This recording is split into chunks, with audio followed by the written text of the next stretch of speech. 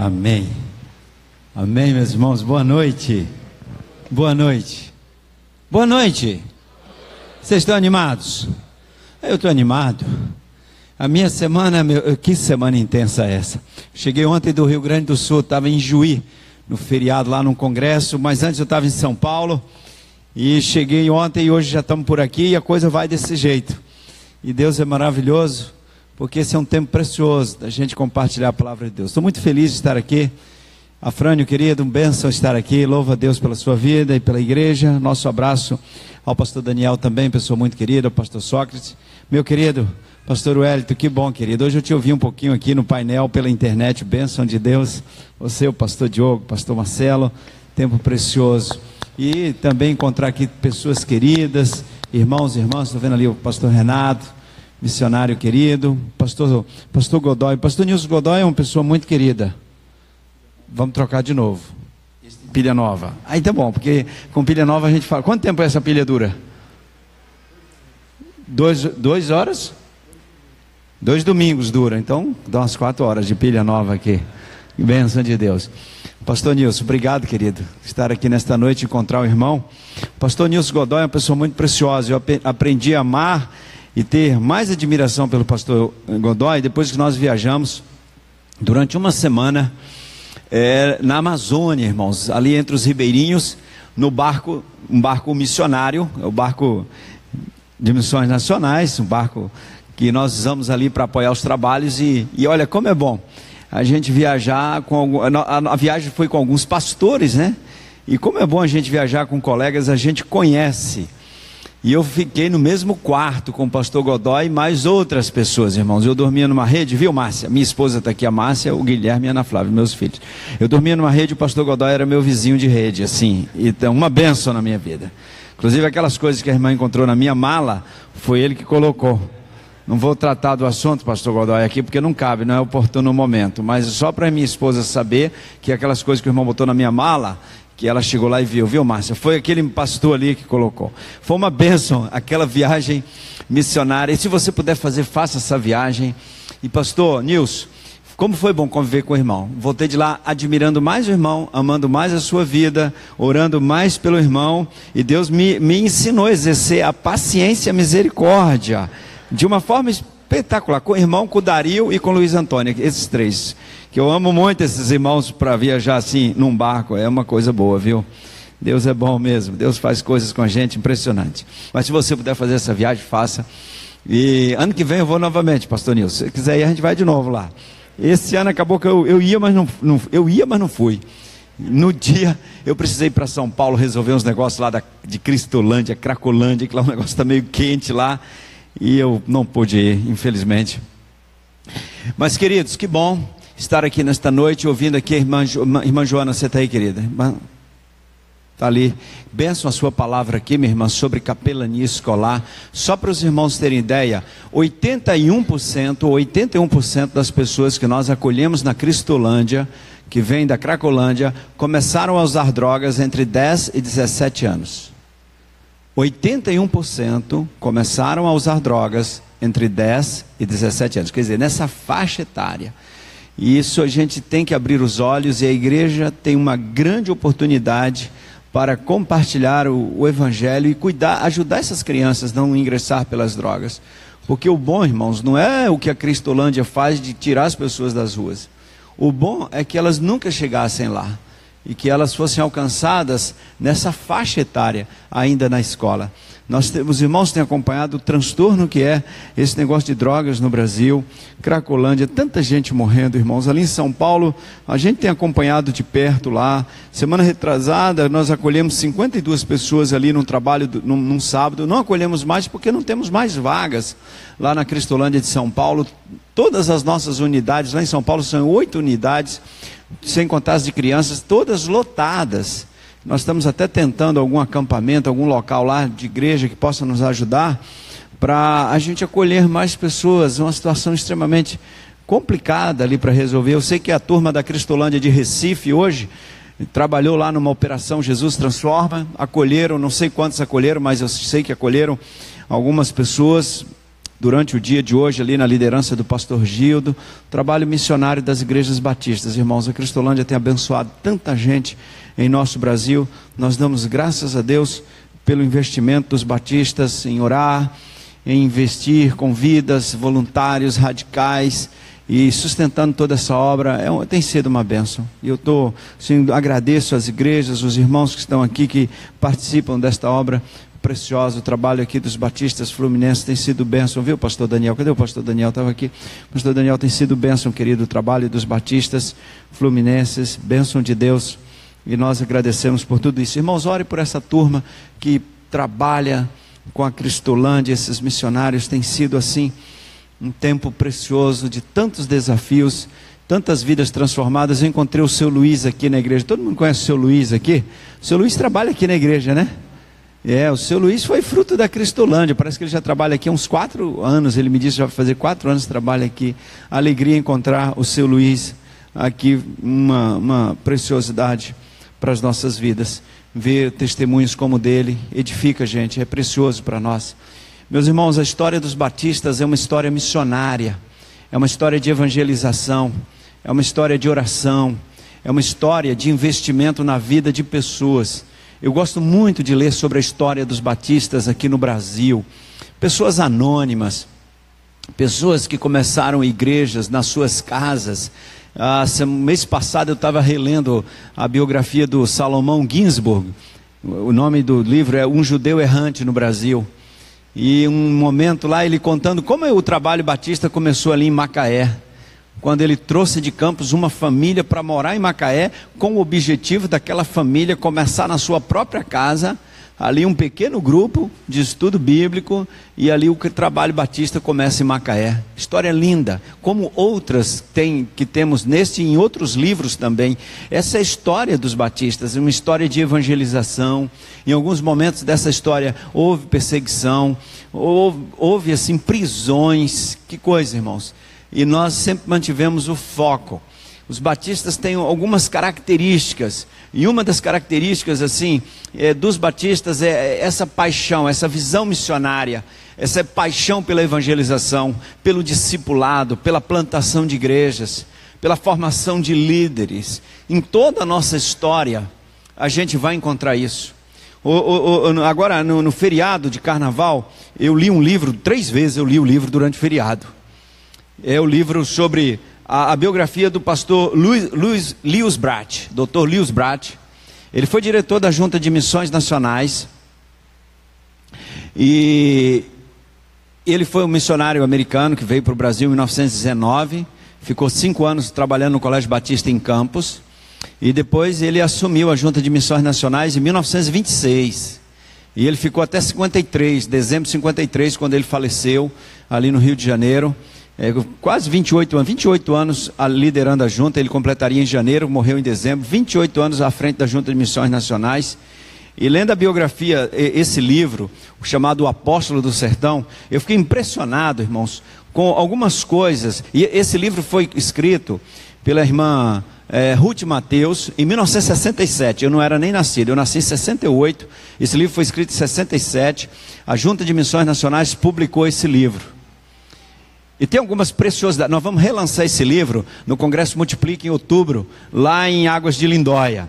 Eu estou fazendo alguns comentários em alguns capítulos desse livro e vamos relançar. É uma preciosidade esse livro, contando um pouco da história dos batistas, do trabalho de missões das igrejas no Brasil.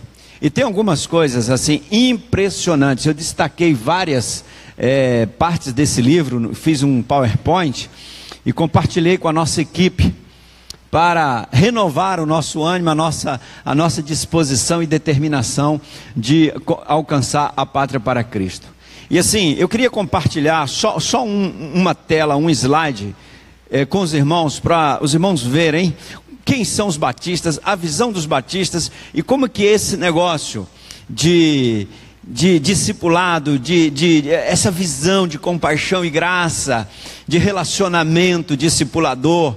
De onde vem isso? Isso está no nosso sangue, na nossa história. É a igreja do Senhor Jesus. Olha que preciosidade. Deixa eu vir aqui para eu dar uma lida ali. Eu coloquei lá no alto: missões nacionais na vanguarda, visão, organização, foco, objetivos, estratégia, evangelização, compaixão e graça.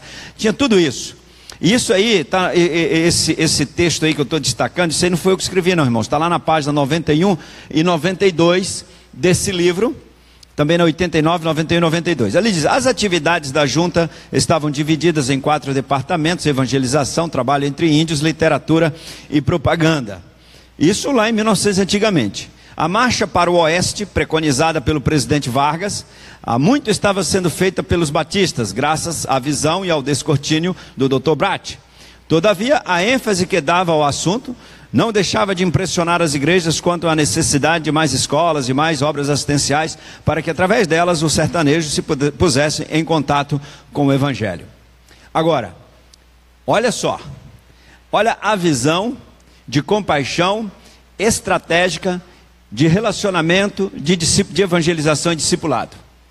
Naquela época, 85% da população brasileira eram analfabetos. 85% eram analfabetos. Só 15% da população brasileira sabia ler e escrever. De cada 100 pessoas, somente 15 sabiam ler e escrever. Agora olha o projeto. Em 1946, lembram 46? A segunda, só para o irmão se localizar na história. Alguém nasceu em 46 aqui? Eu não nasci, eu nasci em 68. Alguém aqui? Pastor Godoy, você 45 ou 46? 46, só para o irmão se localizar. 1945 terminou a Segunda Guerra Mundial. Ela começou em 39 e terminou em 45. Foram 6 anos de guerra. Mais de 70 milhões de pessoas morreram durante a Segunda Guerra. E logo depois da Segunda Guerra, olha o plano. Em 1946, mais uma campanha altamente patriótica foi idealizada. Nome da campanha: campanha de evangelização através da alfabetização. Os 2 objetivos da campanha: ensinar ao adulto ler, e o segundo objetivo, colocá-lo em contato com a palavra de quem? De Deus. Como alcançar esse objetivo? Esses objetivos, que eram dois. Como alcançar esses objetivos? Uma escola noturna em cada igreja ou congregação.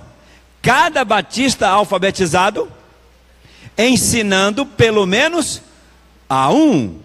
E o apelo: apelamos para que todos os batistas se alistem nessa cruzada santa. Mãos ao trabalho, batistas, na luta contra os piores, contra os piores inimigos da pátria. Quem eram os piores inimigos da pátria? O analfabetismo e a falta da religião verdadeira, da palavra de Deus. Irmãos, vocês estão entendendo a estratégia do negócio aqui? Quais os objetivos estão ali, mas preste atenção.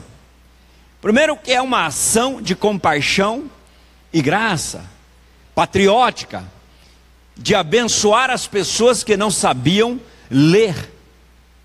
E a ênfase era que todas as igrejas se envolvessem nisso, para abençoar o Brasil, enfrentando um grande desafio que era o analfabetismo. E que todas as igrejas e congregações se envolvessem, que tivesse pelo menos uma classe, uma sala, para ensinar as pessoas a lerem e escreverem. E o texto, o material que eles usavam, era uma cartilha do Evangelho de Marcos. Depois, mais na frente no livro, fala sobre isso. Não vou falar sobre isso agora. Eu só estou querendo usar isso aí como introdução, irmãos, para a gente buscar na nossa história um pouco da nossa identidade, daquilo que nós somos. Se nós chegamos hoje nesse ponto, nós somos o que somos hoje. Esse tanto de igreja que temos hoje, e de líderes, e de seminários, e tanta coisa, antes de nós temos que entender o que as pessoas fizeram. E olha a estratégia: cada batista alfabetizado deveria fazer o quê?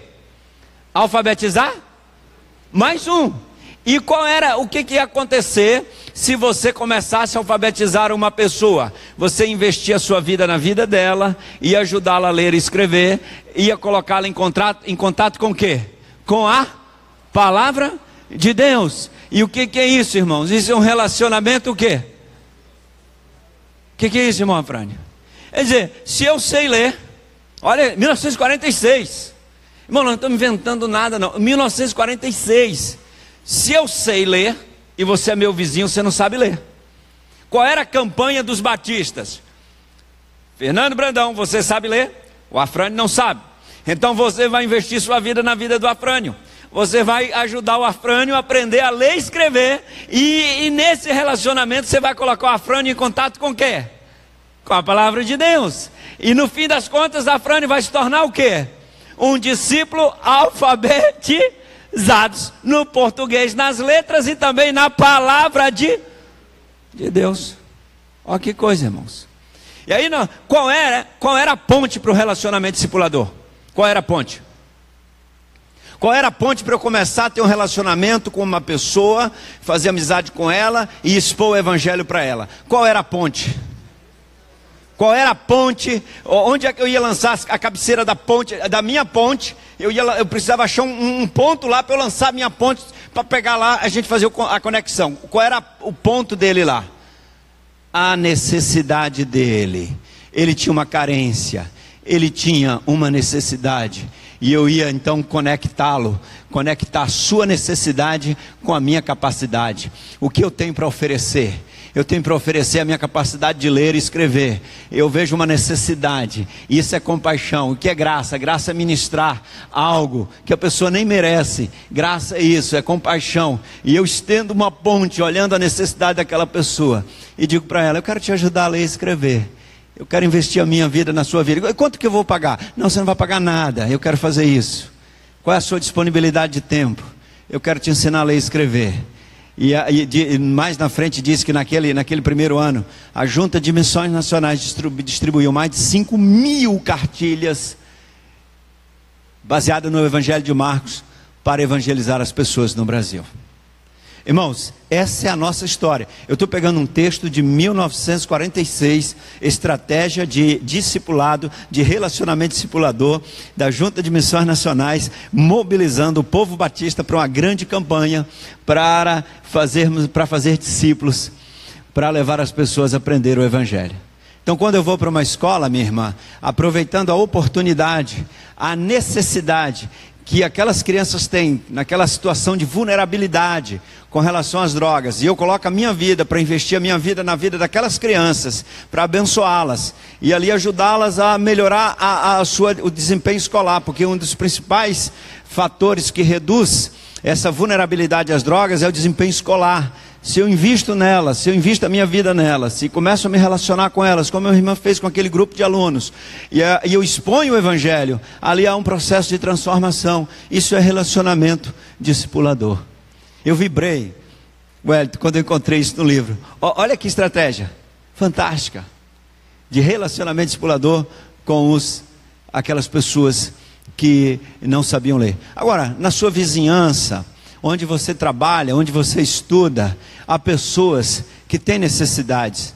E como você pode começar a estabelecer uma ponte para ajudar, compartilhar o Evangelho e fazer discípulos do Senhor Jesus? Irmãos, isso é a vida cristã, isso é o Evangelho do Senhor Jesus. Vale a pena ler esse livro. Em outubro a gente vai ter esse livro relançado pela Junta de Missões Nacionais. Tem coisas lindas nesse livro. Você vai ler sobre a década de 30, a pior década da história, na história do século 20. E foi quando os batistas mais se multiplicaram. O período da guerra, o período da Grande Depressão, um período de instabilidade política, de grande crise social, crise econômica, crise política. Década de 30 foi quando os batistas mais avançaram, mais cresceram. Que coisa, irmãos. E os historiadores dizem que essa foi a pior década, porque em 1930 começa com a Grande Depressão e termina em 39. A década termina com o início da Segunda Guerra Mundial. Fora as revoluções que tiveram no Brasil, Revolução Constitucionalista, Revolução Tenentista, 30 teve a Revolução Vargas, veio a ditadura Vargas, enfim, o Brasil também estava agitado, tanto política quanto economicamente, e muita pobreza, crise econômica, quebradeira na Europa, quebradeira nos Estados Unidos, quebradeira no Brasil, e a igreja do Senhor Jesus avançando. Sabe por quê? Porque quem determina o ritmo de avanço da igreja não são as circunstâncias, não são os cenários políticos e econômicos. Quem determina o ritmo da igreja é o Espírito Santo de Deus. Quem determina o ritmo do avanço é a nossa dependência do Senhor, é o Espírito de Deus que opera em nós, irmãos. Isso é importante a gente entender. Que o avanço da igreja do Senhor Jesus não depende do poder secular. O avanço da igreja do Senhor Jesus depende da ação, do mover do Espírito Santo no coração de crentes que temem ao Senhor, que se submetem ao agir de Deus e se submetem à palavra de Deus. Porque o Espírito Santo, para agir na vida de alguém que não se submete, é complicado. A pessoa pode até extinguir a ação do Espírito Santo na vida dela e inibir a ação do Espírito pela desobediência, pela incredulidade e também por não se subordinar à palavra de Deus. As pessoas leem a palavra, mas não se subordinam. A palavra do Senhor diz, por exemplo, em Mateus 28, 18, 19 e 20, que nós, como discípulos do Senhor Jesus, deveríamos fazer o quê? Fazer discípulos.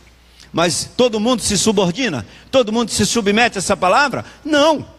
Há crentes que se convertem, participam da igreja anos e anos, mas nunca fez um discípulo. Não se submete ao Espírito e nem à palavra, nem investe a sua vida na vida de outras pessoas. Não permite que o Espírito Santo lhe use para levar uma outra pessoa a Jesus. Não permite que o Espírito Santo lhe use para discipular outra pessoa. Como estava nesta campanha aqui, de investir sua vida. Claro, você ia ter que ter 1 hora ou 2 por semana para pegar uma pessoa analfabeta, ter paciência e explicar lá A, B, C, D, e depois as vogais e as sílabas, e lá vai assim. E daqui a pouco ajudar a pessoa a ler o primeiro versículo. E daqui a pouco essa pessoa está entregando sua vida a Jesus. Quer dizer, você tinha que se submeter à palavra, investir a sua vida, seu tempo, priorizar aquilo e entender que aquilo era uma obra de Deus e que você estaria sendo usado pelo Espírito de Deus para abençoar outra pessoa. Então, se submeter ao Espírito Santo, irmãos, se submeter à palavra de Deus em temor, obediência, é fundamental na vida de qualquer crente, porque Deus nos chamou não apenas para praticar uma religião e frequentar um templo semanalmente. Deus nos chamou para um relacionamento com Ele, Deus nos chamou para uma vida de intimidade com Ele, e Deus nos chamou para sermos instrumentos da sua vontade. Preste atenção no negócio. Calma, eu ainda vou ler o texto bíblico, viu, irmãos? Eu estou só fazendo assim umas coisas assim, mas eu trouxe a Bíblia aqui, e a minha Bíblia inclusive tem cantor cristão aqui no final. A sua Bíblia tem cantor cristão? A minha tem. Quem tem uma Bíblia assim? A minha tem cantor cristão aqui no final. Olha aqui, vou ler o texto já, mas preste atenção aqui no negócio, olha aqui para mim. Porque esse negócio de discipulado, multiplicação de discípulos, é algo que está no coração de Deus. É o mover do Espírito de Deus, irmãos. Um dia nós, o ser humano, a raça humana, pecou. E o pecado, quando entrou na nossa natureza, nos afastou de Deus. Por que nós fomos afastados de Deus quando pecamos? Porque a natureza humana, ela ficou contaminada pelo mal, pelo pecado. E ela se tornou incompatível com quem? Com a natureza de Deus, que é santa, perfeita. O pecado não habita na presença de Deus. Então o ser humano se tornou incompatível com Deus, com a sua natureza. E então o ser humano foi colocado fora da presença de Deus. E agora não podiam mais se relacionar, não podia mais chegar pertinho dele. O nosso pecado faz separação entre nós e Deus. Nós perdemos a glória de Deus e todos pecaram. Mas o lindo nisso tudo é que mesmo nessa condição, Deus não nos abandonou, não desistiu de nós. A Bíblia diz que Ele nos amou tanto que Ele veio. Deixou a sua glória, tomou a forma humana, como diz lá em João 1,14, que o Verbo se fez carne e habitou entre nós, cheio de graça e verdade, e vimos a sua glória. A glória de quem? Do unigênito, do único ser, Filho de Deus. Ele veio porque Ele nos amou. E a Bíblia diz que o objetivo da vinda de Jesus, a missão dele, era buscar e salvar o quê? O que estava perdido. E quem é que estava perdido? Nós. E nós nos perdemos em função de quem? Do pecado. Ficamos reféns do reino das trevas. Ficamos reféns do reino da mentira, sequestrados. Mas Jesus veio e morreu na cruz, e ressuscitou, e Ele nos libertou. Ele venceu o pecado, venceu a morte, venceu as trevas. E agora nele, no sangue de Jesus, nós somos justificados. E a Bíblia diz em Romanos 8:1 que nenhuma condenação há para os que estão em Cristo Jesus. Agora então nós somos justificados. Lá em Hebreus diz que por esse caminho novo e vivo, pelo sangue de Jesus, nós temos acesso onde agora? Ao Santo dos Santos. Agora nós podemos chegar à presença de Deus. E mais, Ele não somente nos comprou, nos libertou, nos regenerou, nos restaurou, porque nós estávamos mortos em nossos delitos e pecados. Ele nos regenerou, nascemos de novo. Ele compra a gente como uma propriedade exclusiva e paga a conta foi o sangue de Jesus na cruz. E Ele então registra o nosso nome no livro da vida. Está lá em Apocalipse, e quem não tiver com o nome no livro da vida, significa que não nasceu de novo, não foi regenerado, e não vai entrar no reino de Deus. Não é trigo, é joio. E não tem mimimi, não tem coré-coré, não tem choro. Se não está, não está. Diz lá em Apocalipse. Se você não nasceu de novo, pastor, mas eu sou membro da igreja há muito tempo. Não tem problema. Você nasceu de novo? Não nasci de novo. Então você não é reino, você não é joio, você é trigo, você não é trigo, você é joio. Tem que nascer de novo. E é um milagre, é uma experiência. Uma não vale para o outro. Como disse Jesus lá para Nicodemos, em João capítulo 3. Se você não nascer de novo, você não vai ver o reino de Deus. Não é apenas uma prática religiosa, não é apenas um aculturamento religioso. É uma experiência profunda com Deus. De novo nascimento. E então Jesus compra, paga e escreve o nosso nome no livro da vida. E olha agora. Olha o que Deus faz, irmãos. A Bíblia diz, o Senhor Jesus disse, eu vou enviar o Espírito Santo, o Espírito Consolador, que o mundo não pode receber. E Ele habitará em vós para quando? Quanto tempo? Qual a validade? Para sempre. João capítulo 14, você encontra isso lá. No capítulo 15 também. Ele virá e habitará em vocês para sempre. E lá em Coríntios, capítulo 1 Coríntios 6, Paulo vai dizer que nós somos templos de quem? Do Espírito Santo. Onde o Espírito de Deus habita? Onde o Espírito de Deus habita? Diga assim, em mim. Porque se o Espírito Santo não habita em você, a Bíblia diz que você não é de Deus. Se o Espírito Santo não habita em você, você não nasceu de novo. Se o Espírito Santo não habita em você, ele, conforme diz Romanos 8,16, ele não testifica com o teu espírito que você é filho de Deus. Você não tem o selo do Espírito, você não tem a marca de Deus, você não é trigo, você é joio. Você não é do reino, você não é co-herdeiro com Cristo Jesus, você não está no testamento, seu nome não está no livro da vida, você está perdido, você está morto espiritualmente, você não tem esperança, não tem vida eterna, porque você não tem o Espírito de Deus. E para ter o Espírito de Deus, você precisa se converter, precisa nascer de novo. Aliás, o novo nascimento é um milagre operado pelo Espírito Santo, e isso vem mediante uma atitude de fé, de humildade, de arrependimento. E você permitir que o Espírito de Deus entre na sua vida, você permita que Jesus assuma o trono da sua vida, do seu reino, do reino da sua vida. Você desce do trono e entroniza Jesus como Senhor da sua vida.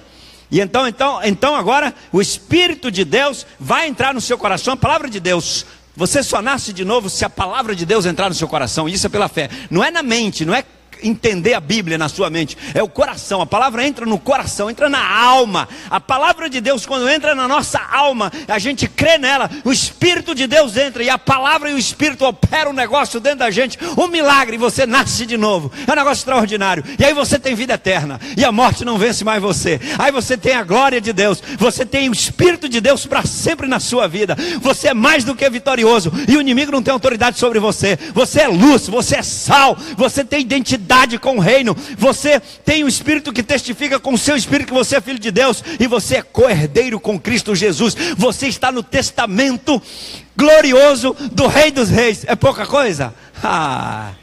Aleluia, porque quer vivamos, quer morramos, somos de Jesus, irmãos. Que coisa, hein? E esse microfone hoje está bom, que ele está com a bateria nova. Vocês entenderam direitinho? Eu estou fazendo aqui uma introdução para chegar no seguinte ponto, Quem que habita em nós? O Espírito Santo.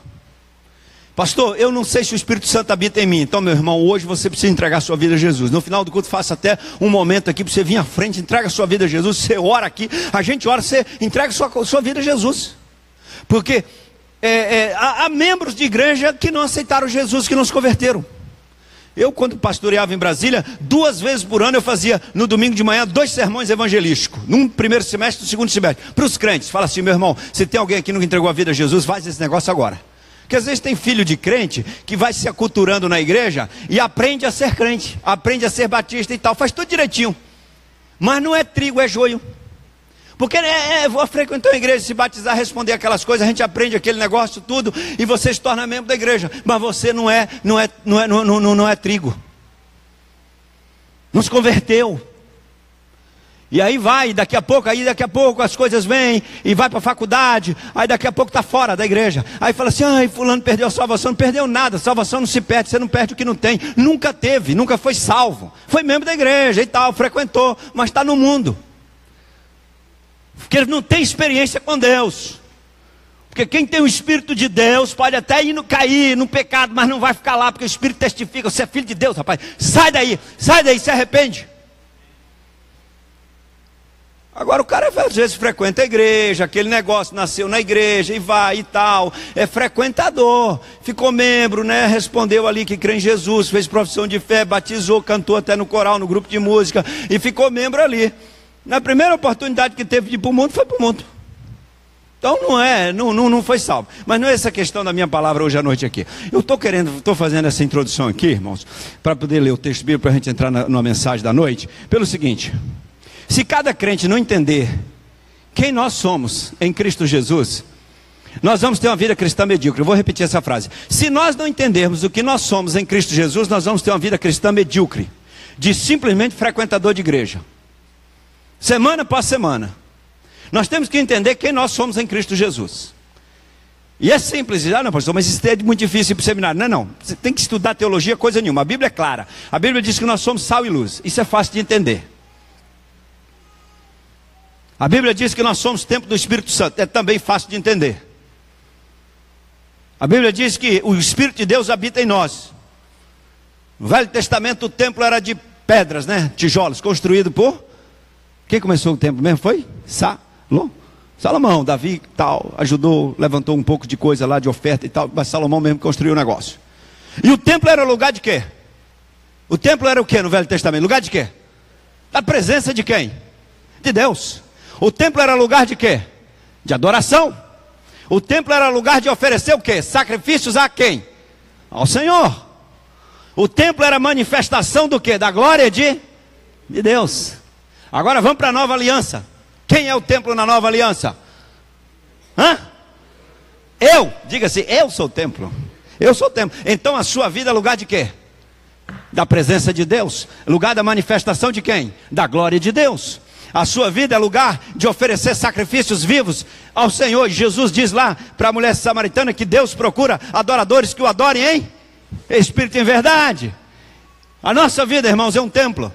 O Espírito de Deus habita em nós. O crente não cultua a Deus eventualmente quando ele vai no templo, semanalmente. A nossa vida é um culto ao Senhor, porque nós somos um templo e Deus habita em nós. Então 24 horas, 7 dias por semana, a nossa vida é um culto ao Senhor. Amém? Dá para nós? Você está entendendo a diferença de alguém que frequenta, que pratica uma religião, para alguém que tem experiência com Deus? Essa é a grande diferença, irmãos. Existem muitas religiões no mundo e as pessoas procuram praticar essas religiões, obedecer os seus ritos, obedecer os seus rituais, as suas regras, para ser uma pessoa aceita por aquele Deus. Mas o cristianismo não é assim. O cristianismo não são regras que nós vamos conseguir obedecê-las para sermos aceitos pelo Senhor. Porque por mais que o ser humano conseguisse obedecer e fazer coisas boas, jamais ele seria aceito por Deus. Porque o nosso pecado nos separa de Deus. Nós fomos aceitos pela misericórdia do Senhor, porque Ele nos amou de tal maneira que enviou o seu Filho. E o sangue de Jesus nos purifica de todo o pecado. E nós não vamos então praticar uma religião para sermos alguma coisa. A nossa prática é porque nós somos, e é o nosso relacionamento, é a nossa intimidade. O cristianismo é a religião onde Deus busca o ser humano para um relacionamento íntimo, permanente, contínuo com Ele, tanto que o seu Espírito veio habitar em nós para sempre. Não é uma eventualidade. E daqui a pouco nós vamos para casa e vamos lavar os pratos lá e continuamos em culto ao Senhor. Pastor, você não imagina que é lavar prato? E cultua o Senhor lavando prato? Cultua o Senhor lavando prato também? Você deixa de ser crente? O Espírito Santo deixou de habitar em você quando você está lavando os pratos? Quando está arrumando a casa? Quando está no ônibus? Quando está lá na fila no supermercado? Quando está no trânsito lá e o carro fecha você? A nossa vida é um culto ao Senhor, porque o Espírito de Deus habita em nós. E a nossa vida é lugar da manifestação da glória de Deus. Irmãos, temos que entender isso. Agora, deixa eu mudar aqui o ângulo, porque o tempo é curto.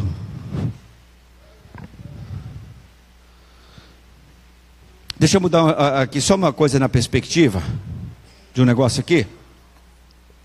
Mas já entenderam que o Espírito Santo habita em nós. Todo mundo sabe disso. Quem vai na escola dominical sabe o que é isso. O Espírito Santo habita em nós. Agora, irmãos, quando o ser humano pecou, Deus colocou o ser humano fora da presença dele. Certo? Certo. Lá em Gênesis 3. E aí o que Deus fez? Falou assim, olha, agora vocês se viram aí nesse planeta Terra, vocês quiseram assim, eu propus para vocês, eu fiz uma proposta de vida para vocês, vocês não quiseram, agora vocês se virem, eu vou me embora, tchau, eu vou lá para o meu reino, e vou ficar lá no bem bom, e vocês ficam aí no pecado, vivendo com o diabo. Deus não fez isso.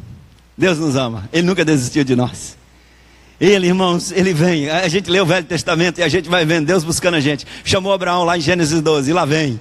E Deus vai construindo o plano e tal, aquelas histórias todas, irmãos, no Velho Testamento. Profetas, juízes, reis. Aí vocês estão achando que aquela história está toda solta lá. E vem Salomão, e vem Davi, Salomão, antes veio Saul. E teve antes aqueles caras lá, Moisés e tanta coisa. Vocês acham que aquilo ali está tudo solto, irmãos? Tá não, aquilo ali está tudo apontando para onde, hein?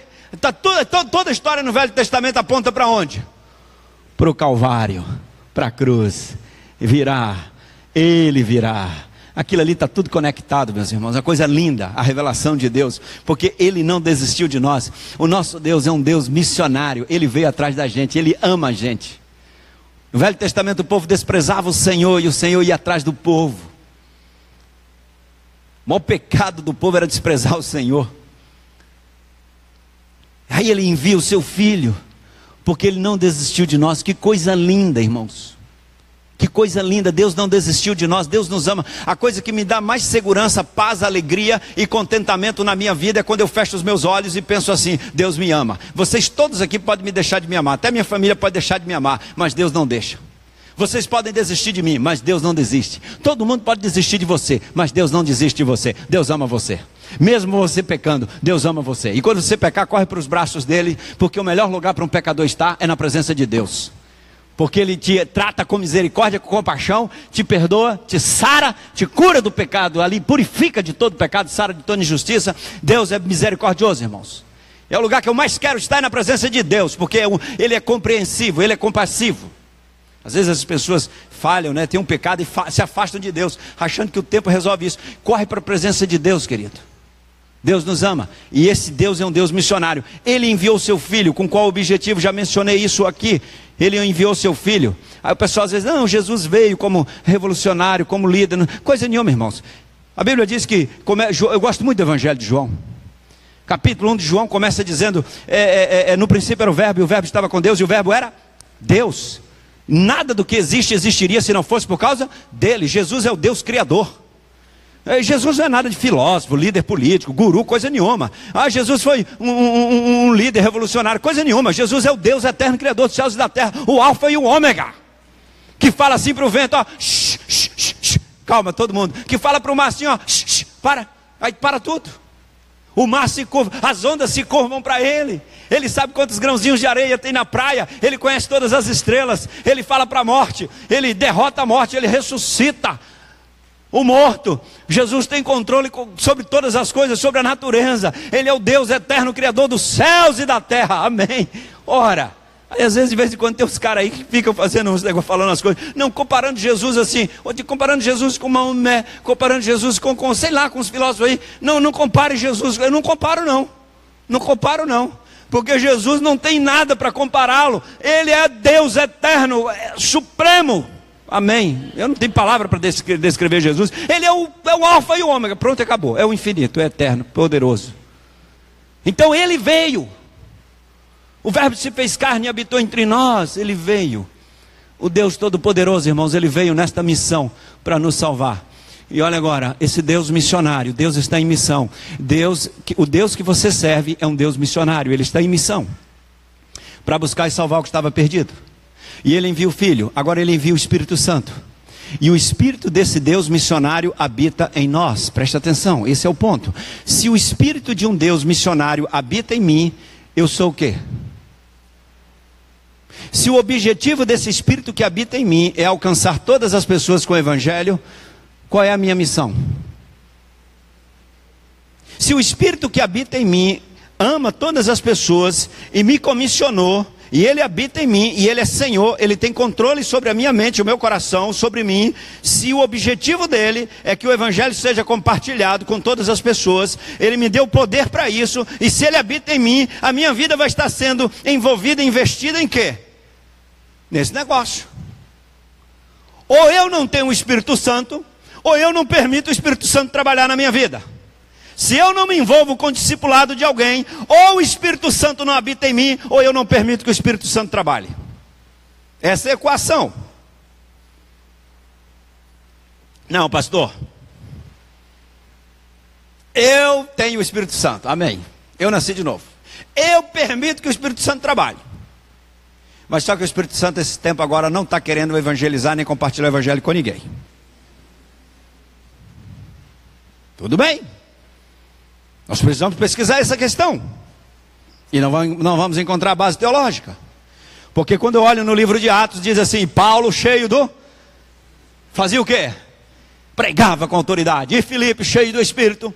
E Pedro cheio do Espírito, e Barnabé cheio do Espírito. E por que a igreja avançava tanto? A igreja não tinha templo, a igreja não tinha seminário, a igreja não tinha juntas missionárias, a igreja não tinha bíblias impressas, não tinha folhetos, não tinha livros de discipulado, a igreja não tinha recursos, não tinha nenhum senador eleito em Roma pela igreja, a igreja não tinha influência econômica, a igreja não tinha influência política, a igreja não tinha influência nenhuma em termos humanos, a igreja não tinha basicamente nenhum recurso financeiro, a igreja era pobre, mas a igreja nunca avançou tanto, nunca se multiplicou tanto, nunca alcançou continentes como a Ásia, a Europa, e a igreja plantava igrejas, formava líderes, e a igreja se multiplicava, e a principal característica para ela fazer isso era cheia do Espírito Santo de Deus.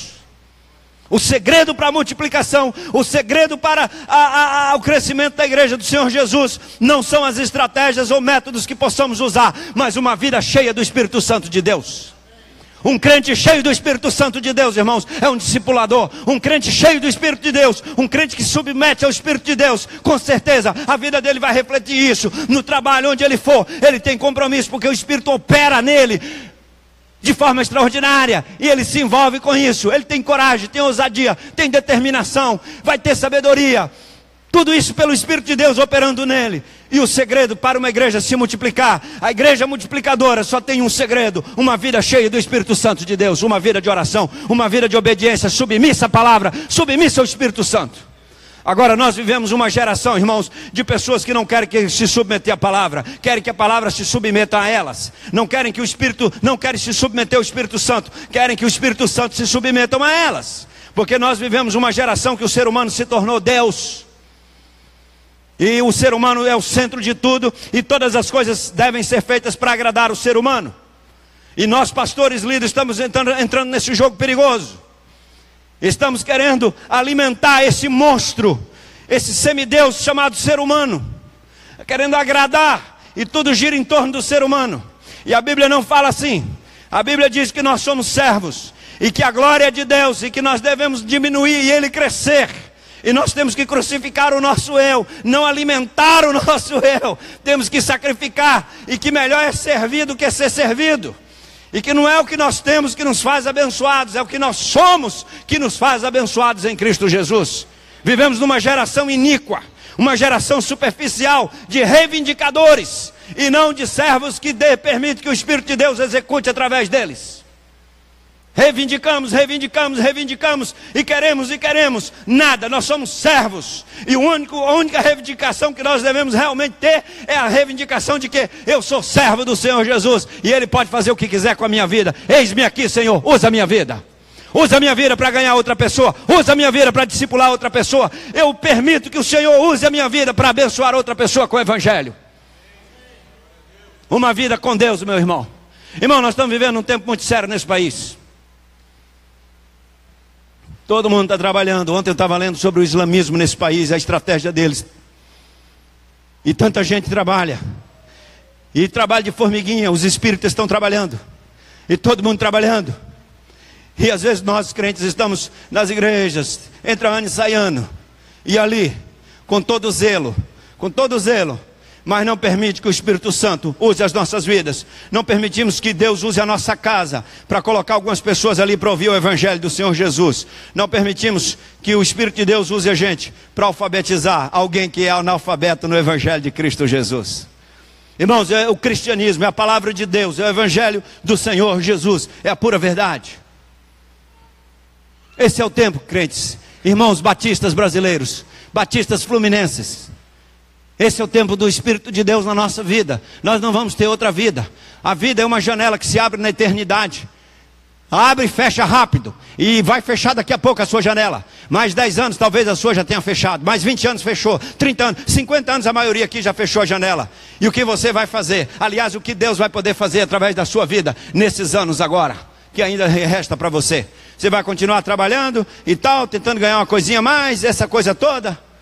Irmãos, a bênção de uma vida é permitir que o Espírito Santo trabalhe através de você.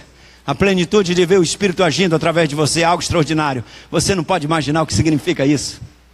Mas às vezes, queridos, com todo coração, com todo amor e tremor, tem crente vivendo às vezes uma vida de mediocridade que, meu Deus do céu, só a compaixão, só falando mal da vida dos outros, só reclamando, falando dos outros, fala disso, fala daquilo, acha defeito em tudo, e murmura, e não sei o que. Meu irmão, eu digo às vezes, não quero esse povo perto de mim não. Não quero não. Só com amor e compaixão. Encontrei um pastor outro dia no lugar, mas reclamava de tudo, e murmurava de tudo. Eu falei assim, meu irmão, Deus morreu. Porque do jeito que a coisa vai, aí o irmão está falando, eu acho que Deus entrou de férias ou morreu. Porque olha, viver desse jeito, meu irmão, quando eu acordo cada manhã eu penso assim, a misericórdia do Senhor já se renovou na minha vida. Antes de eu acordar, Deus já me abençoou, amém? O Espírito dele habita em mim. O maior poder desse universo habita em você, o Espírito Santo. Quer mais? Quer mais? Seu nome está escrito no livro da vida. Quer mais? Você não é co-herdeiro com Bill Gates. Não tem problema não. Porque se fosse, se alguém dissesse assim para você, ó, Bill Gates colocou você no testamento dele. Você ia entrar na igreja aqui, não ia nem pisar no chão. Eu agora sou co-herdeiro com Bill Gates. Uau! O cara tem, parece, mais de 50 bilhões. É o cara mais rico do mundo, parece na última revista Forbes. É o mais rico do mundo. Aí você ia chegar aqui na igreja e falar assim, eu sou co-herdeiro, estou no testamento do cara mais rico do mundo. Você ia ficar impossível. Você ia ficar impossível mesmo. E se ele te chamasse, não, vem aqui nos Estados Unidos, você vai tomar café comigo. Aí você ia voltar aqui e falar assim, essa semana eu vou para a Microsoft, a sede. Vou estar com Bill Gates.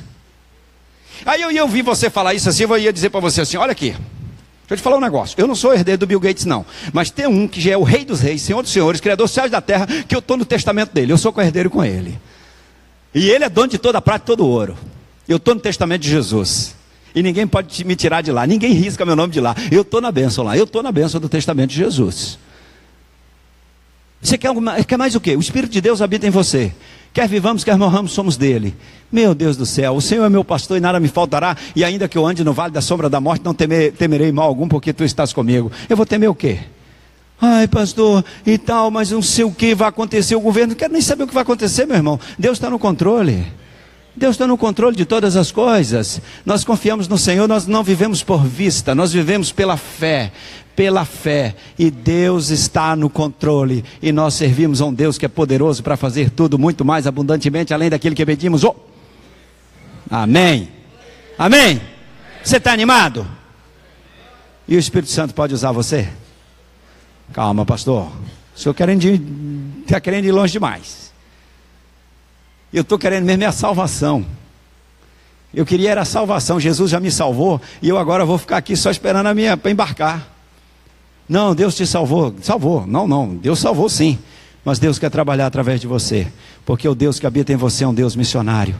E Ele veio buscar e salvar aqui o que está perdido. E Ele quer usar a sua boca, as suas mãos, os seus pés, a sua família, a sua casa, o seu carro, o seu dinheiro. Ele quer usar você. Agora você tem direito de permitir ou não permitir. Mas Deus pode fazer grandes coisas através de você nessa geração. E aí, meu irmão, a gente não vai ficar discutindo aqui. Se relacionamento discipulador a gente vai fazer ou não vai fazer. Isso é problema seu com Deus. Se eu vou ter um pequeno grupo se eu abro a porta da minha casa para receber algumas pessoas para estudar a Bíblia, para compartilhar o Evangelho, não sei, não, isso é problema seu com Deus, a casa é sua, você faz o que você quiser. Se eu vou lá pegar um tempo do meu trabalho, na hora que eu encontrar alguém lá, eu vou testemunhar para essa pessoa, vou orar com ela, vou investir minha vida na vida de uma pessoa para ter um relacionamento, isso é problema seu, a vida é sua, faz o que você quiser. Você não está fora de pauta. A questão, como diz assim nas Assembleias Batistas, senhor presidente, pela ordem, qual é a questão de ordem? A questão de ordem é a seguinte: o Espírito Santo é ou não é Senhor da sua vida? O Espírito Santo habita ou não habita em você? Você se submete ou não ao Espírito de Deus? Essa é a questão. A questão de ordem é essa. Não é se eu vou ter RD com alguém, se eu vou fazer relacionamento discipulador, se eu vou estar num pequeno grupo ou não vou estar. Isso não vem a questão, isso não vem o caso. A questão é a seguinte: o Espírito Santo pode usar a minha vida ou não? Essa é a questão. Nos últimos 5 anos, quantas pessoas eu levei a Jesus? Se dependesse de mim, Jesus continuaria escrevendo nome de pessoas no livro da vida, ou ele já poderia fechar, encerrar a conta, porque não vai ninguém mais para lá, porque se depender de mim, eu não vou testemunhar para ninguém, não vou discipular ninguém. Essa é a questão, meu irmão. Se depender de você, o Evangelho vai alcançar outras pessoas? Essa coisa do relacionamento com outra pessoa, essa é a questão. Às vezes eu encontro, não, pastor, porque negócio de relacionamento discipulador, pequeno grupo, eu falei, meu irmão, isso aí é o de menos. E o que é demais? O demais é o Espírito de Deus trabalhar em você. E o Espírito está lá, diz a palavra do Senhor: recebereis poder ao descer sobre vós quem? E sereis testemunhas do seu time de futebol do coração. Amém? Aqui até os confins da terra. Não, porque tem crente que testemunha mais do seu time do que de Jesus. E é verdade, vou até tirar o óculos para olhar nos seus olhos. Porque tem uma turma aí que é o seguinte: seu time ganha, chega no serviço e aquele negócio fala e desafia o outro e provoca. Eu faço isso também, viu? Mas olha, às vezes eu quero saber quem perdeu para eu poder ficar zoando também. Eu às vezes torço para um, torço para outro. Eu tenho alguns times. Eu torço aqui no Rio para um, mas não vou falar o nome dele também, porque não anda tão bem assim. Mas é coisa assim. Aí os crentes fazem aquele negócio e bota a camisa, rapaz, bota a camisa e vai, ganhou, o time ganhou, e no outro dia ele vai com a camisa e fala e tal, e até se exalta, porque é o melhor, e sabe a história, e sabe o nome de jogador, e sabe não sei o que e tal. Eu queria ver o cara botar a camisa de Jesus, essa amarela, Jesus transforma, e lá vai, e defende Jesus, e fala de Jesus, e cita a história e tal, e faz não sei o que, e fala que Jesus é o melhor, e não sei o que, e campeão, o meu campeão é Jesus, mais do que vencedor. O cara não faz isso, mas o time dele, ele faz isso. Ele tem aquela coragem toda. O time perde, ganha agora, perde daqui. Porque futebol é assim, sobe, desce, sobe, desce, sobe, desce. Perde aquele negócio. Os caras estão lá, um jogador ganhando 200, 300 mil para jogar 4 partidas, não sei o quê. Aquele negócio todo lá. Às vezes tem umas corrupções e o juiz ajuda, não sei o quê. Não vou entrar nessa parada não. E a gente fica às vezes como tolo defendendo esses negócios. Eu gosto de brincar. Agora, meu irmão, tenha vergonha do nome de Jesus, não? Tenha vergonha do nome de Jesus, não? Deixa eu ler um texto aqui para a gente pregar nessa noite e resolver esse negócio aqui para eu ir para casa, que eu vou para o Rio ainda. Porque a pregação de batista tem que ter o texto, né? Você lê o texto, faz uma introdução, 3 pontos, faz a conclusão. E eu nem sei o que é que eu fiz aqui até agora. Eu falei um tanto de coisa. Mas você entendeu pelo menos uma: eu sou templo do Espírito Santo, e o Espírito de Deus trabalha em mim. O Deus que habita em mim é missionário. E lá vem lá de trás essa história toda. Você entendeu isso aqui? E que a questão relacionamento discipulador, pequeno grupo e tal, não vem ao caso. O que vem ao caso é o Espírito de Deus poder trabalhar através de você. Essa é a questão. É se submeter ao Espírito Santo, se submeter à palavra. Isso é a questão. Isso aqui já tá como introdução. Agora vamos aqui no texto. A gente precisa ler a palavra de Deus. Porque sem Bíblia... Eu citei a Bíblia já em algum texto? Vai, já, né? Então já tô aprovado, né? Se eu falei a Bíblia. Mas tem que ler assim. E tem que ser uma Bíblia bem batista. A minha aqui é da Juerp e tem cantor cristão aqui. Pode conferir depois aqui. E eu quero ler um versículo que diz assim. Atos 9, 15. Atos 9, 15. Mas, irmãos, eu estava lá em Juí, mas estava um frio naquele Rio Grande do Sul. Meu Jesus, dava até dor nas costas. O sul está frio, hein? Atos 9,15. O capítulo 9 de Atos, irmãos, fala sobre a conversão do apóstolo Paulo, que era Saulo, tal, Paulo. Vocês lembram da história de Paulo? Paulo se converteu, então, indo para Damasco. Eu não vou ler esse negócio todo, porque vocês já sabem, né? Paulo se converteu, certo? Paulo se converteu, indo para Damasco. Fazer o que em Damasco? Ele era comerciante, ele ia vender umas coisinhas lá, certo? Nada, ele ia fazer o quê? Perseguir quem? Os cristãos. Porque o diabo sabe que quando o evangelho é pregado, vidas são transformadas. O diabo não consegue contra o poder do evangelho. Então a única forma dele bloquear o evangelho é impedir que o evangelho seja proclamado. Porque ele sabe que se for, não tem jeito. O poder do evangelho transforma vidas. Então ele não pode contra o evangelho do Senhor Jesus. Então o que ele faz? A estratégia dele é: o evangelho não pode ser pregado. E aí, qual é a estratégia dele ainda? É que os crentes não abram a boca e testemunhem, não pregam o evangelho, quer intimidar. E aí Paulo estava indo para intimidar, para proibir pregar o evangelho. Porque o diabo sabe, quando o evangelho prega, a vida se converte. Não tem jeito. O evangelho é o poder de Deus. Então qual é a estratégia do diabo? Impedir os crentes de testemunhar. É a maior estratégia dele. E se o diabo está conseguindo isso com você, ele está tendo sucesso. Porque tem crente, se depender dele, ninguém vai ouvir o evangelho. Aí o diabo fica tranquilo, esse aí está no controle. Mas tem crente que dá trabalho para o diabo. Não pode, toda hora ele vai, ele fala de Jesus, ele testemunha, ele ora, ele permite que o Espírito Santo use a sua vida. Então Paulo estava aqui, irmãos, a serviço do império das trevas, perseguindo os crentes, intimidando. Vamos lá prender todo mundo e leva preso para Jerusalém. Ninguém vai falar mais esse nome de Jesus aqui. Lá em Atos 4, eles chamaram Pedro. Atos 4:18 diz assim: olha, você está proibido de pregar e de ensinar nesse nome aqui em Jerusalém. Aí Pedro responde: não posso deixar de falar daquilo que eu tenho visto e ouvido. Pode ficar sabendo, nós vamos pregar. Porque o diabo quer exatamente o que está em Atos 4:18. Você não pode obedecer a Atos 4:18, porque lá diz: vocês não podem ensinar neste nome. Mas nós desobedecemos e obedecemos Atos 4:20, que é para testemunhar no nome de Jesus. Então é o seguinte, Paulo tem uma experiência sobrenatural no caminho lá de Damasco. E no verso 15 aqui, é a consequência disso aí que aconteceu. Porque Deus vai enviar um discípulo chamado Ananias para orar por ele. Olha que situação. Aí o Ananias está lá na casinha dele e tal, e aí o Senhor fala para Ananias assim: Ananias, dá um pulinho ali, na rua direita, e Deus sabe os endereços. Deus é tremendo, irmão, Ele sabe o endereço. Deus sabe o nome da sua casa, Deus sabe onde você mora, tá? Deus sabe onde você mora, Deus sabe onde você trabalha, Deus sabe o nome do seu CPF, sabe sim. Deus conhece todas as suas células, sabe quantas células você tem. Deus sabe como é que está o seu fígado. Deus sabe como é que estão os seus rins agora. Deus sabe quantas pedras se é que tem no seu rim. Ele sabe quantas tem. E Deus sabe o que tem no seu coração agora. Deus sabe. Então ele falou: Ananias, dá um pulo lá na rua direita, na casa de Judas, procura um moço chamado Saulo. Eu não estou lendo o verso 15 ainda não, tá? E aí ele está orando. Aí Ananias falou assim: mas Senhor, o Senhor deve estar errando o endereço. Porque esse moço é ruim, esse moço é uma peste, esse moço não vale nada. Ele estava perseguindo nossos irmãos, e matando, e prendendo, e fazendo e acontecendo. Mataram Estevão. E o Senhor quer que eu vá lá? O Senhor errou de endereço, mas Deus não erra de endereço, irmãos. Amém. Deus não erra. Deus falou para Ananias assim: não, você vai lá. E aí sabe o que o Senhor falou para Ananias? É exatamente isso que eu vou ler agora. Mas o Senhor lhe disse, diz para quem? Diz para Ananias.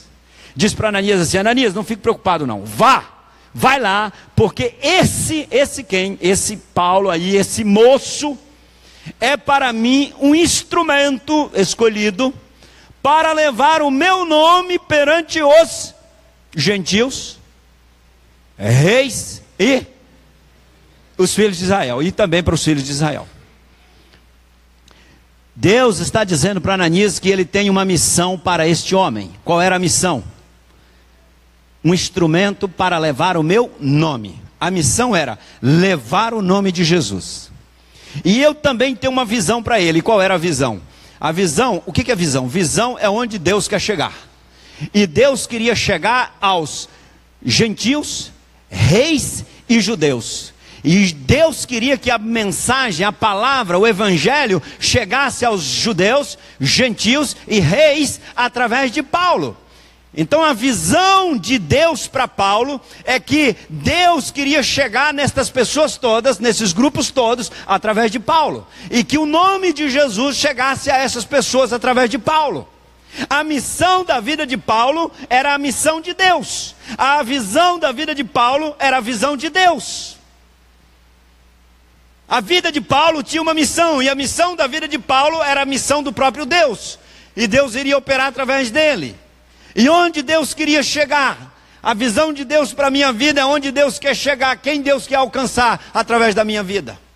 Qual é a visão de Deus para você, meu irmão? Qual é a missão de Deus para você? Levar o evangelho, isso está muito claro. E qual é a visão de Deus? Quem Deus quer alcançar em Rio Bonito? Quem Deus quer alcançar no Rio de Janeiro, em Friburgo? Quem Deus quer alcançar no meu bairro, na minha rua? Quem Deus quer alcançar no meu estado? Onde Deus quer chegar através da minha vida? Até onde Deus quer ir usando a minha vida? Até onde o Espírito de Deus quer ir usando a minha vida? Qual é a visão de Deus para a minha vida? Líderes segundo a visão de Deus, homens e mulheres, famílias segundo a visão de Deus, são pessoas que permitem que Deus use as suas vidas e Deus chegue onde Ele quiser, através da sua própria vida. O Senhor falou a Ananias: Ananias, esse Paulo aí, eu tenho uma missão e eu tenho uma visão para ele. E você, meu irmão, qual é a missão e a visão de Deus para a sua vida? Ah, não, Deus, a visão de Deus para mim é que eu ia nascer, ia crescer, estudar, casar, arrumar uma casinha e tal, me aposentar, morrer e acabou. É muito pouco. Onde Deus quer chegar através da minha vida? O que Deus quer fazer nesse tempo através da minha vida? Oh, Deus, use a minha vida. E para fechar aqui o negócio, vou ler outro versículo para a gente acabar aqui. Já no fim da vida de Paulo, fim da vida dele não, que ele ainda viveu um pouco mais, mas ele vai ter várias experiências ao longo da jornada. Mas lá no final do livro de Atos, Paulo fez 1, 2, 3 viagens missionárias lindas, que vale a pena a gente ler essas viagens, estudar. E depois ele foi preso em Jerusalém, e o pessoal queria armar para matar Paulo. Aí ele ficou preso em Cesareia, 2 anos. E aí o pessoal estava lá com umas armações com ele, e ele apelou para César. E aí ele foi levado para Roma. Ele foi entregue a um comandante chamado Júlio, da guarda romana, guarda do Império Romano, e ele foi então levado no navio. Só que esse navio ali foi margeando pelo mar Mediterrâneo, o mar grande, né? Foi beirando ali, que hoje é a Turquia, mas passando por Éfeso e tal, para chegar lá pelo sul da Itália, e esse navio naufragou. Esse navio teve uma experiência terrível, irmãos, terrível, um naufrágio.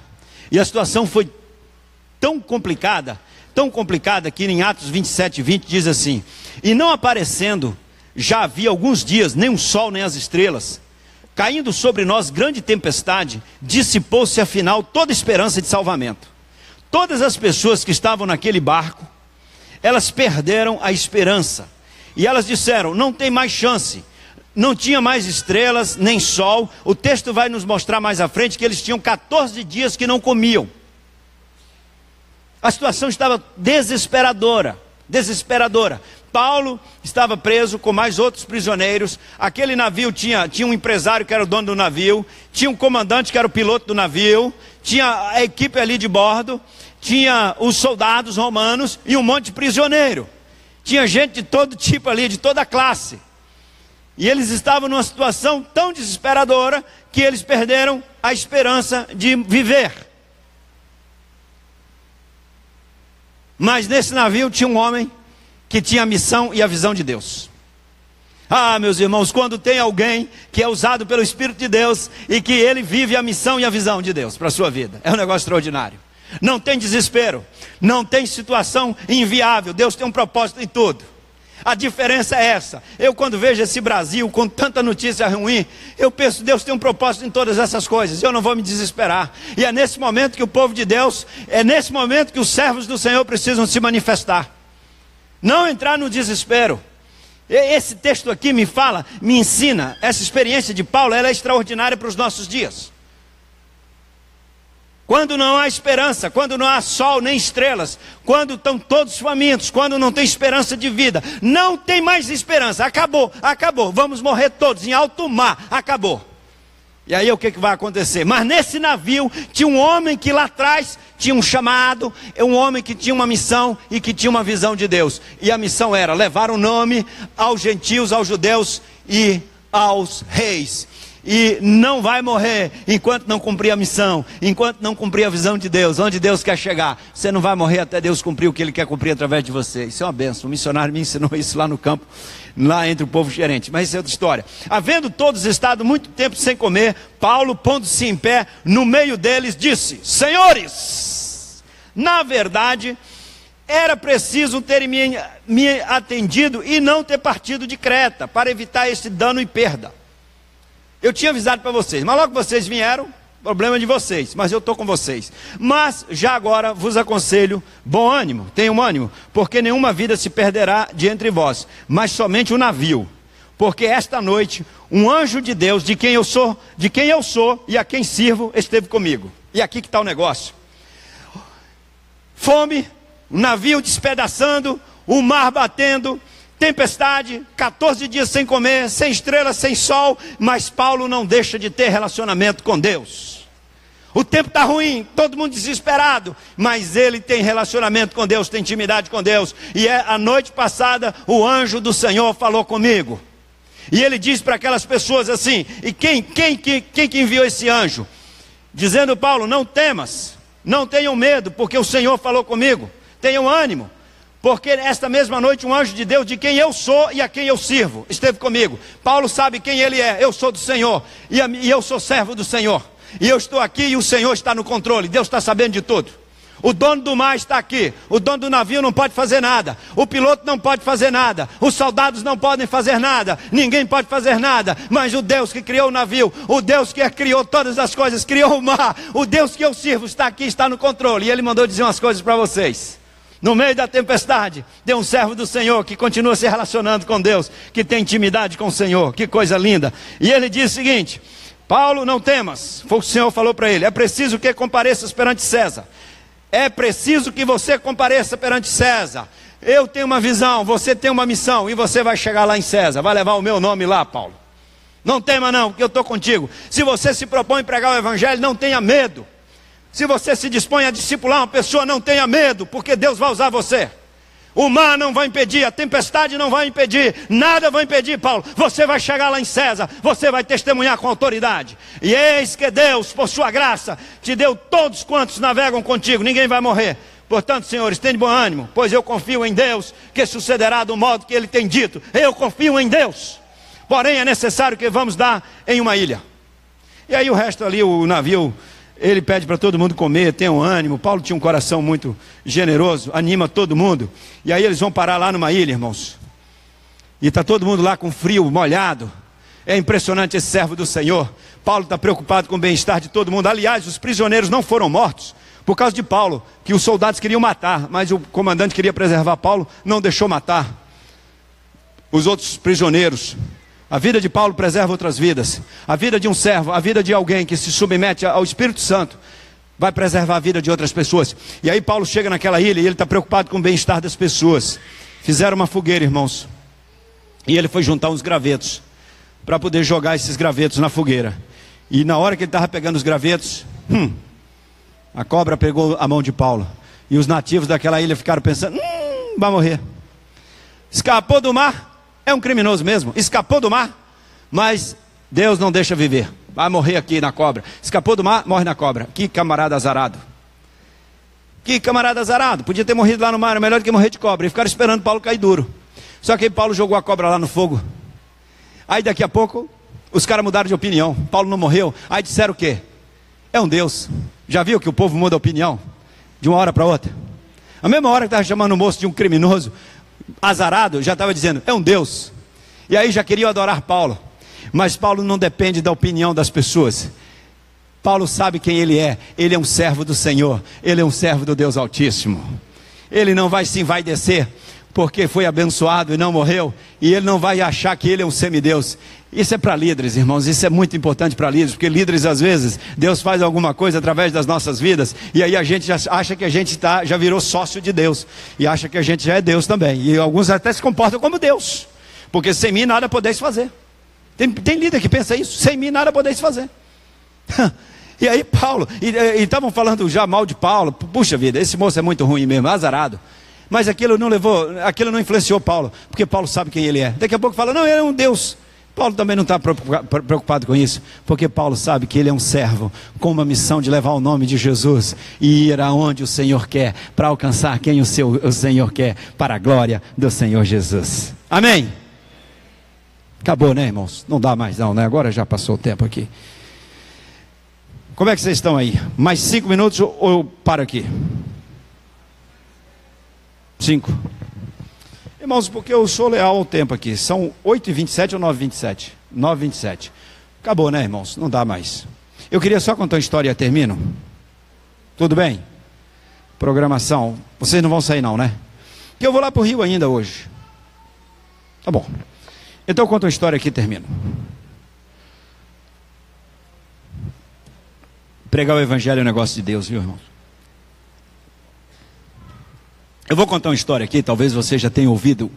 A minha família já me ouviu contar essa história, mas eu vou contar de novo aqui, o pessoal vai ouvir. Eu nasci na roça. Eu sou um cara da roça. Vocês perceberam que eu sou da roça? Quem nasceu na roça aqui além de mim? Nós. Você nasceu na roça, meu irmão? Roça mesmo. Roça mesmo. Porque tem umas roças que tem muita cidade. Não tem energia elétrica. Pegava água lá na cacimba. Sabe o que é uma cacimba? Cacimba, na roça. Tal. Botava água no pote. Pastor Godoy, você não nasceu na roça não, né? Aquela é uma cidadezinha lá. Eu nasci na roça. Ia cedinho pegar leite no curral com meu pai. E o papai na roça falava assim, a gente tem que levantar antes do sol. Quando o sol levanta, a gente já tem que estar em pé para dar bom dia para o sol. Sabe o que significa isso na roça? Se levanta aos escuros ainda, cedo. E a gente ia lá no curral, tirava leite, tomava leite lá no curral e tal. E o meu sonho quando era... Meu primeiro sonho foi ter uma enxada. Sabe uma enxada? Porque vocês riem, gente. O que vocês têm contra a enxada? Vocês sabiam que quando você come lá o aipim na sua casa, o feijãozinho, a enxada trabalhou? E aí, agora se eu dissesse assim, meu sonho era ter um iPad, ninguém ia rir. Agora o enxada o pessoal ri. Olha que coisa, irmãos. Eu espero que um dia o meu filho chegue para mim, pai, eu estou com um sonho de ter uma enxada. Aí ele fala assim, eu tenho um sonho de ter um iPad, um iPhone, enxada, coisa nenhuma. Mas aí eu lembro que meu pai deu uma enxadinha pequena para mim, eu fui assim todo orgulhoso para a roça com aquela enxada, enfim. Mas eu vou sair da roça já, irmãos, porque minha mãe ficava só falando para o meu pai, vamos para a cidade para levar esses meninos para estudarem, esses meninos não podem ficar na roça. E o papai então vendeu tudo lá e a gente foi para a cidade. Fomos morar numa cidade chamada Jaguaquara. Conhece Jaguaquara, meu irmão? Bahia. O irmão é batista há quanto tempo? Muitos anos. Então o irmão precisa estudar a história dos batistas. Pastor Reis Pereira, História dos Batistas, página 47, a sexta edição daquele livro, que eu tenho a sexta, página 47, página 123, fala de Jaguaquara, porque lá está o primeiro colégio batista do Brasil, o Colégio Taylor Egídio. É de Jaguaquara, aula de história. Desculpa, viu, meu irmão? Batista sabe que é Jaguaquara, lá na Bahia mesmo. Jaguaquara, não esqueça. História dos Batistas. E esse colégio funciona até hoje, chama Colégio Taylor Egídio. Taylor é por causa do Zacarias Taylor, aquele primeiro missionário. E Egídio foi o capitão lá, um militar que deu a terra lá e tal. Mas vamos aqui. Aí fomos para essa cidade, morar lá. Só que o papai era um cara da roça, perdeu tudo na cidade. Tudo. Aí assim, nós não éramos crentes, não tínhamos a palavra de Deus como referência, nós não sabíamos o que era a Bíblia, nós éramos assim, católicos não praticantes, não conhecíamos a palavra de Deus. E o meu pai começou a beber, irmãos, e ficava assim, ruim para nós, ele fazia muita confusão lá em casa.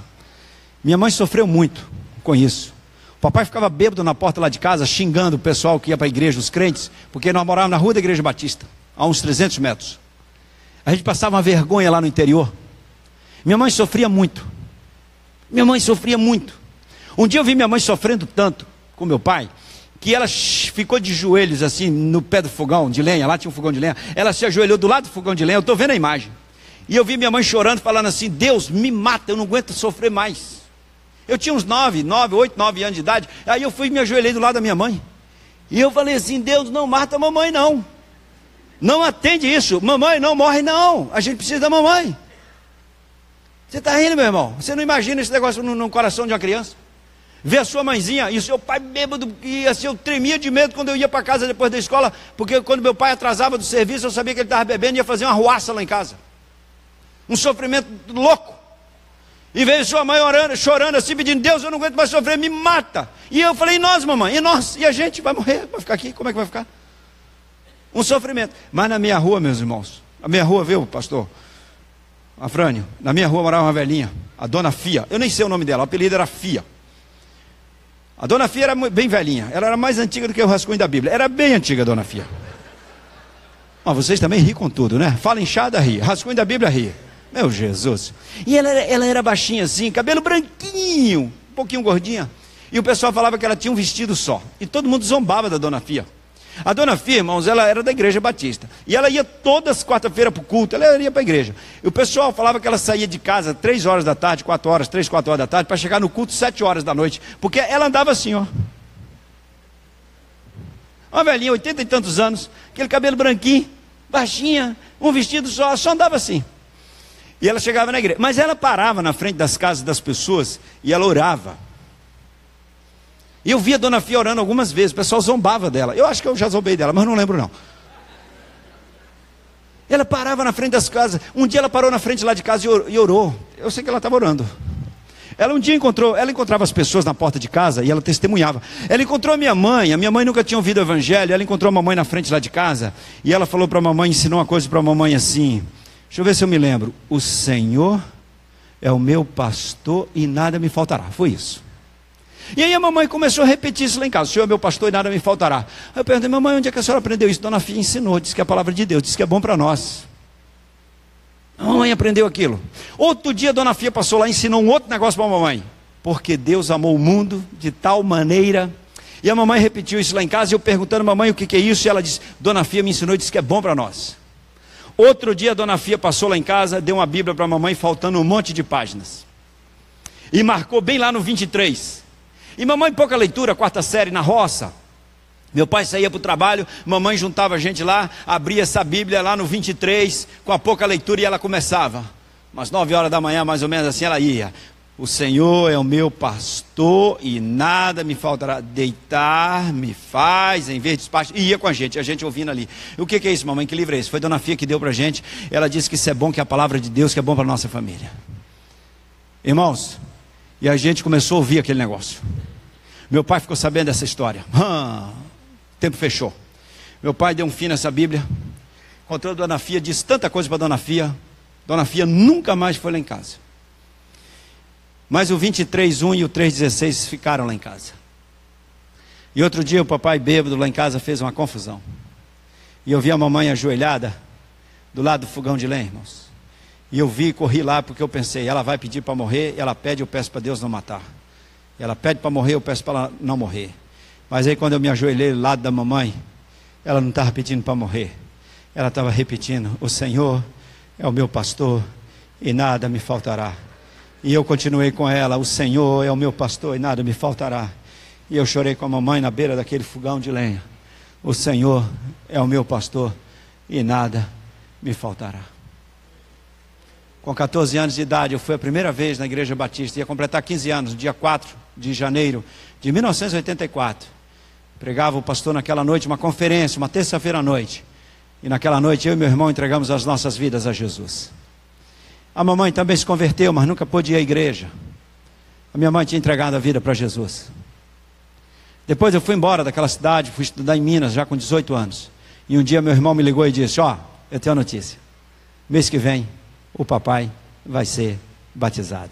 O pastor veio aqui em casa e falou com ele, fez uma amizade com ele, e o papai entregou a vida a Jesus. Meu pai se converteu, minha mãe, meus irmãos, até minha avó. Minha avó teve 23 filhos, 5 partos gêmeos. Pensa numa mulher que paria. Ela foi batizada também na primeira igreja de Xique-Xique pelo pastor Paulo. E entregou a vida a Jesus. Ela e tantos tios se converteram e entregaram a vida a Jesus. Sabe por que eu estou pregando hoje à noite aqui? Primeiro, porque Jesus morreu na cruz. E segundo, porque na minha rua morava uma velhinha que mal podia andar, com quase 100 anos de vida, com um vestido só, que o pessoal zombava dela, mas uma velhinha que parava na porta das pessoas, orava e compartilhava o Evangelho, permitia que o Espírito Santo usasse a sua vida. Ela não me conheceu, nem sabe quem eu sou, ela já morreu faz muito tempo, mas eu dou graças a Deus pela dona Fia, uma velhinha na minha rua que orava, que compartilhava, que não tinha vergonha do Evangelho e que se permitia ser usado. E toda a minha família foi abençoada, porque na minha rua morava uma velhinha que tinha uma missão e permitia que o Espírito Santo usasse a sua vida. Feche os seus olhos, agora eu queria orar com você.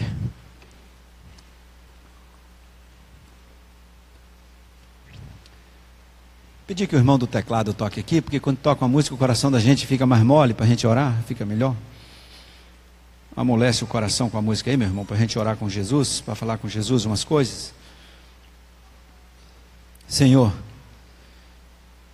usa a minha vida. Você pode fazer essa oração essa noite? Senhor, usa a minha vida. Senhor, usa a minha vida. O Senhor me conhece, sabe as minhas esquisitices. Sabe que às vezes eu sou difícil, complicado. Mas eu queria te falar uma coisa séria hoje à noite. Use a minha vida. Use a minha vida para abençoar outras pessoas. Use a minha vida como um discípulo para gerar outros discípulos. Eu quero ser usado pelo Senhor. Eu quero dizer ao Senhor, ao Teu Espírito Santo que habita em mim, eu submeto a minha vida ao Senhor, todas as áreas. O meu tempo eu consagro ao Senhor. Os meus pensamentos, meu cérebro, meu coração, a minha casa, a minha vida, eu consagro ao Senhor. Para que o Senhor use a minha vida como o Senhor quiser.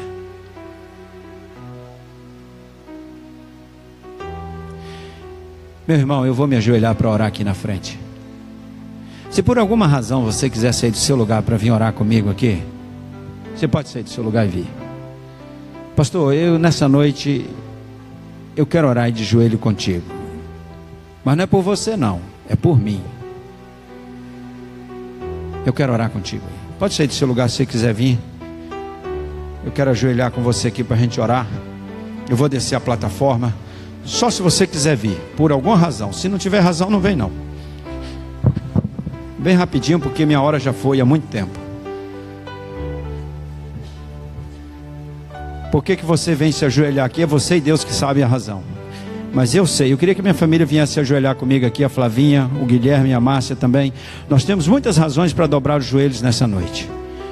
Eu tenho gratidão pela minha família. Eu quero orar de joelhos com a minha família agora. Oh Deus, vem rapidinho. Se você não pode se ajoelhar, talvez você tenha problema no joelho, pode ficar em pé mesmo aqui na frente, mas você vem ou senta aqui no banco aqui na frente. Não, eu queria que a minha família viesse para juntinho de mim aqui, Guilherme, Ana, Flávia e Márcia. Não me deixem só aqui não. Se você quer vir aqui, ó, Senhor, eu quero consagrar a minha vida para o Senhor me usar para abençoar outras pessoas. Eu quero me submeter ao Teu Espírito Santo. Eu não sei o que o Senhor quer fazer comigo não, mas eu estou aqui para que o Senhor fazer o que bem o Senhor quiser.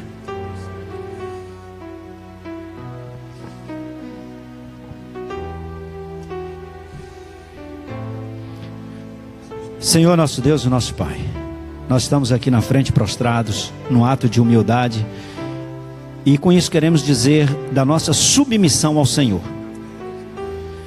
Espírito Santo, nós nos submetemos ao Senhor. Deus eterno, Criador dos céus e da terra, nós nos submetemos ao Senhor. Pedimos perdão pelas vezes que o Senhor não pôde nos usar, porque nós não obedecemos. Eu te peço perdão, Senhor. Tem misericórdia das nossas vidas. E eu quero te pedir, Senhor, por todos os meus irmãos, nós estamos juntos aqui, Senhor, para dizer uma coisa muito importante para o Senhor. Nós nos submetemos ao Teu Espírito e à Tua Palavra. Nos ajude, Senhor, e use as nossas vidas nesse processo de multiplicação, para alcançarmos muitas vidas. Ó Deus, que o inimigo não prevaleça, influenciando a nossa vida para nos tirar do foco, mas que o Teu Espírito tenha plenitude, ó Senhor, sobre nossa mente e o nosso coração. Enche-nos com teu Espírito, Pai. Reveste-nos de poder, de autoridade para testemunhar, Senhor. Pai, une a tua igreja, une o teu povo, une os batistas brasileiros, une, ó Deus, os batistas fluminenses nesta grande obra, para evangelizarmos, para levarmos a tua palavra, para multiplicarmos discípulos. Ó Deus, fortalece quem está enfraquecido, anima quem está desanimado. Ó Deus, dá sentimento de coragem, de ousadia para testemunhar. Anima e fortalece a fé de cada um dos teus servos, ó Deus. Não permita que as circunstâncias intimidem, ó Deus, trazendo medo, mas que o teu Espírito nos dê coragem, nos dê ânimo, ó Deus, e que a tua vontade prevaleça em todas as áreas da nossa vida. Nós nos consagramos e dedicamos, ó Deus, à obra de multiplicação de discípulos. Louva o teu nome pela nossa família, pela minha família, pela família de todos os meus irmãos que estão aqui à frente, por esta igreja, pela vida do pastor Sócrates, pastor Daniel e todos os pastores e líderes desta igreja. Que o Senhor continue abençoando, Pai. Nós te adoramos e te louvamos em nome de Jesus. Amém e amém. Vamos ficar de pé quem está aqui na frente, e a pessoa que está mais próxima de você, você dá um abraço e diz assim: Deus te abençoe. Você é bênção de Deus. Deus te abençoe. Você é bênção de Deus.